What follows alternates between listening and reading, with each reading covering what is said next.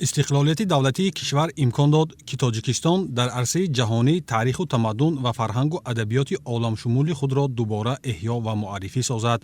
دوام بیش از 13 ساله می شود که کشوری ما را همچون دولتی صاحب اختیار، دموکراتی، حقوق بنیاد و یگانه و دارای میراث پرغناوت همچون یکی از خلقیت‌های کهن‌ترین میشناسند و به تاریخ و فرهنگ آن ارج می‌گذارند. برابر این، جمهوری تاجیکستان تشبثکار مسائل جهانی بوده، اقدامات راهبریت عالی کشور در سطح جهانی از طرف دولت‌های خارجی و تشکیلات و سازمان‌های با نفوذ بین‌المللی پشتیبانی می‌یابد. پیشنهاد و قبول تشبث نوبتی اساسگذار صلح و وحدت ملی، پیشوای ملت پرزیدنت جمهوری تاجیکستان محترم امامعلی رحمان عاید به حفظ پیریخ‌ها تصدیق گفته‌های بالایی میباشد.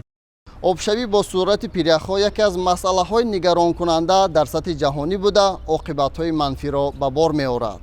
محض اقدام نوبتی پیشوای تاجیکان، سیاستمدار سطح جهانی محترم امامعلی رحمان جهت پیشگیری از تهدیدهای آبشوی پیریخ‌ها کشورهای دنیا را به اندیشیدن تدبیرهای فوری و مهم وادار نمود.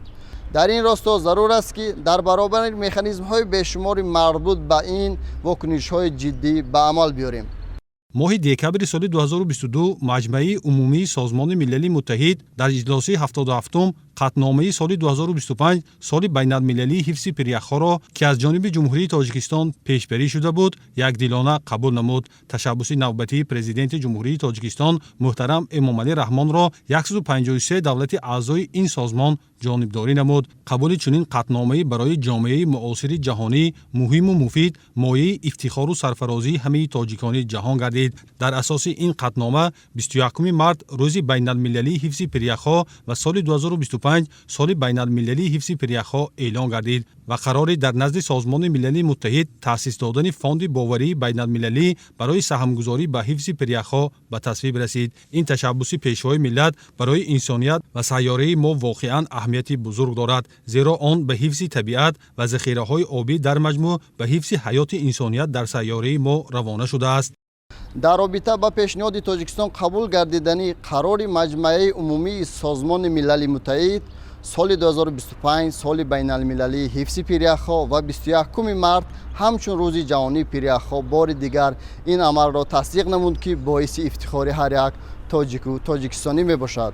باید خاطر نشان ساخت که هنوز سال 2009 در پایتخت دانیا شهر کوپنگاگن ضمن سخنرانی سروری دولت در کنفرانس 15 جانب‌های کنونسیون قالبی سازمان ملل متحد عاید به تغییریابی اقلیم ضرورت تأسیس خزینه بین‌المللی حفظ پیریخ‌ها پیشنهاد شد.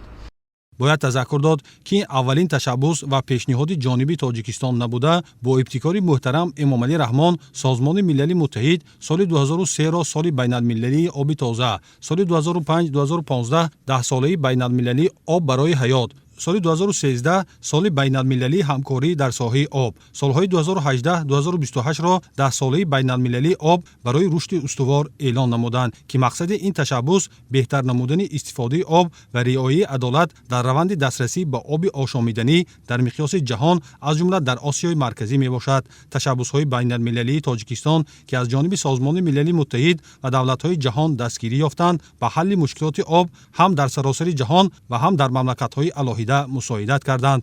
با شرافت تشبث‌های سطح جهانی، تاجیکستان امروز همچون نقش آفری مهم و کلیدی جهان در حل مشکلات گلوبالی در سطح جهانی و منطقوی شناخته شده است.